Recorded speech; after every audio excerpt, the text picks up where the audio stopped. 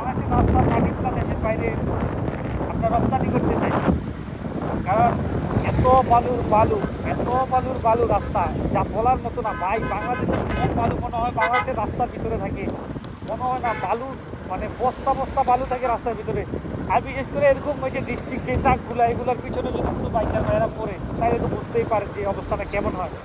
যে বাইক নিয়ে এরকম ডিস্ট্রিক্টের পিছনে পড়লে তখন বোঝা যাইতে পারে যে বালু কত প্রকার। আর ধরেন যে আপনার কাছে হেলমেট নাই, তখন আপনি বুঝতে পারবেন যে রাস্তার অবস্থা কি আর বালুর অবস্থা কি। তো আপনারা দেখতে থাকুন আমি আজকে কতটা পথ যাচ্ছি জ্যাম ভাঙা রাস্তা দিয়ে। দেখতে পাচ্ছেন কীভাবে গাড়ি চলাচল করতেছে। দেখুন এদিকে গাড়ি চলাচলের রাস্তা কয়টা গাড়ি একসাথে হাঁটাইছে দেখেন, 4টা 5টা হাঁটাইছে। তো আমি কোন দিকে যাবো, মানে বাইক যাওয়ার জায়গা নেই। দেখেন দেখছেন দেখছেন রাস্তা পুরো ব্লক করে দিচ্ছে। আমি এদিক দিয়ে যাই, আমিও তারপরে বাড়াইছি। দেখেন এই যে দেখেন জ্যাম শুরু হয়েছে, জ্যাম শুরু হয়েছে। এত জ্যাম বাইরে ভাই, এত জ্যাম মনে হয় বাংলাদেশে কোথাও নাই। আর এত বাজে রাস্তা বাবারে বাবা। এ ভাঙা এত বড় বড় গাতা ভাই, যেই বড় বড় গাতা যা বলার মতো না। এত বড় বড় গর্ত যে ওই দেখুন এদিকে এদিকে এদিকে দেখেন আপনারা, একটা 3 ঘন্টা 6 ঘন্টা ধরে দাঁড়ায় আছে। আর সব ট্রাক, এত ট্রাক কোথা থেকে আসে আমি বুঝি না ভাই। এ দেখেন আমি একটার পর একটা ট্রাকের পিছনে পড়তেছি আর বালু খাইতেছি ভাই। ট্রাকের পিছন থেকে যেই পরিমাণে বালু উড়ে আছে আমি আপনাদেরকে কি বলবো গাই, আপনারা বুঝতে পারবেন না। এত পরিমাণে বালু, এত পরিমাণে বালু, যা বৃষ্টি একটা জায়গা, এত বৃষ্টির বৃষ্টি।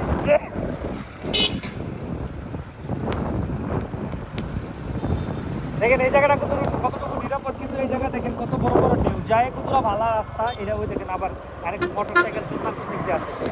কি কমু গাই, একটার পর একটা কিভাবে আসছে। গাড়ি আসতেছে ট্রাক আর ট্রাক, ট্রাক আর ট্রাক ভাই। বাংলাদেশের সব ট্রাক মনে হয় এই বালের রাস্তা কেন, আমার মনে হয় এই একটা বালের রাস্তা পাইছে, ভাঙা রাস্তা, রাস্তা মাস্তা ঠিক নাই, এটা দিয়ে সব ট্রাক করো। আমি বুঝি না কিনে ভাই, ট্রাক করে কি আর রাস্তা নাই? দেশের বাইরে কি আর কোনো রাস্তা নাই? বাংলাদেশে কি আর কোনো রাস্তা নাই যে সব ট্রাক হয়ে দেখেন আরেক চোদ্দার করে চোদ্দা করতে আছে? এই চোদ্দারে কি করা উচিত? আমি কি কমু, আমার কিছু করার নাই গাই। যে এক একটা ট্রাকের চোদ্দা ড্রাইভার গুলো এমনভাবে আছে মনে হয় তার মাইয়ালে আমি বাইকে গেছি আমার এমনি লাগাই দিতে হয় গাই। আমি কি করবো, আমি কোনো কিছু বুঝতেছি না। ওই দেখুন আরেক চোদ্দা কিভাবে আসছে, আরে আমার তো জায়গা নেই। ওই দেখুন আরেক চোদ্দা দেখুন আসতেছে, এই চোদ্দারে কি করা উচিত গাই? আরেক ট্রাক চোদ্দা কিভাবে আসছে, ও আরেক চোদ্দা শুনতে যাওয়ার জন্য গাইজ আমি কি করবো। এত বাজে, এত বাজে আমি আমার বলার মতো না। এদিকে এদিকে চুন্না পারে না আমার উপরে উঠে যায়। অ্যাম্বুলেন্সকে সাইড দেয় না তারা, এরা অ্যাম্বুলেন্সকে সব সাইড দিতেছে না। এই চুন্নাগুলো এমনভাবে যাইতেছে আমি কি করবো। দেখুন আরেকটা কিভাবে আসছে, দেখুন আমার রাস্তা কোথা, আমার রাস্তা কোথা থেকে আমার মারতেই যাচ্ছে নাকি। ওই দেখুন ওই দেখুন ওই দেখুন ওই দেখুন এই চুন্না কিভাবে, আরে এরা কি শুরু করছে গাইজ। আপনারা তো দেখতেই পেলেন এই রোডের ভিতরে কিভাবে ট্রাক চুন্নারা, বাসের চুন্নারা কিভাবে গাড়ি চালায়, এটা তো আপনারা দেখতে পাচ্ছেন। আর যারা বাইক চালায় মনে হয় তাদেরকে কোনো রাস্তাই দেয় না। বাইকারদের ট্রাক ড্রাইভাররা পাইলে মনে হয় আইতাছে মালা কিন্তু বিশ্বাস এমন মনে হচ্ছে। আমি কতটা রিক্সে কতটা সেফটি এই রোডে আসছি। এই রোডে সাধারণত কোনো বাইক চলে না, কি জন্য চলে না, কারণ এই রোডের যে ট্রাক ড্রাইভাররা বেশিরভাগই মাল খায় ট্রাক চালায়, কারণ এগুলো রাত্রে বাইর হয়। আর এখন তো আমি রাত্রে ভিডিও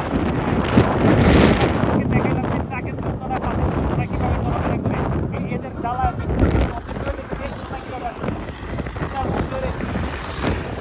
বাপের রাস্তা আপনারা না থাকি এমন লাগে। আমি কি বলতে চাই,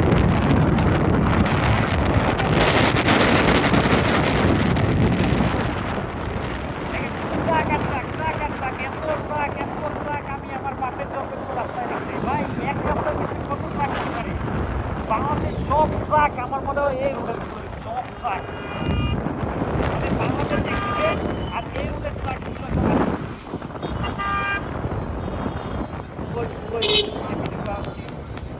এখানে পুলিশ যোদ্ধারা বসে আছে।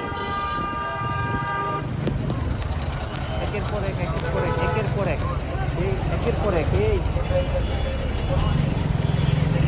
একের পর এক রিক্স, একের পর এক রিক্স, রিক্স আর রিক্স, রিক্স আর রিক্স। এত যে রিক্স, এত রিক্স আমি আমার জীবনেও দেখি নাই গাই। আর এত ট্রাক কোথা থেকে আসে, এত ট্রাক আমি কি বলবো গাই। আমি আপনাদের কাছে এতটুকুই তুলে ধরলাম, আর সম্পূর্ণ রাস্তাটা যদি আমি আপনাদেরকে তুলে ধরি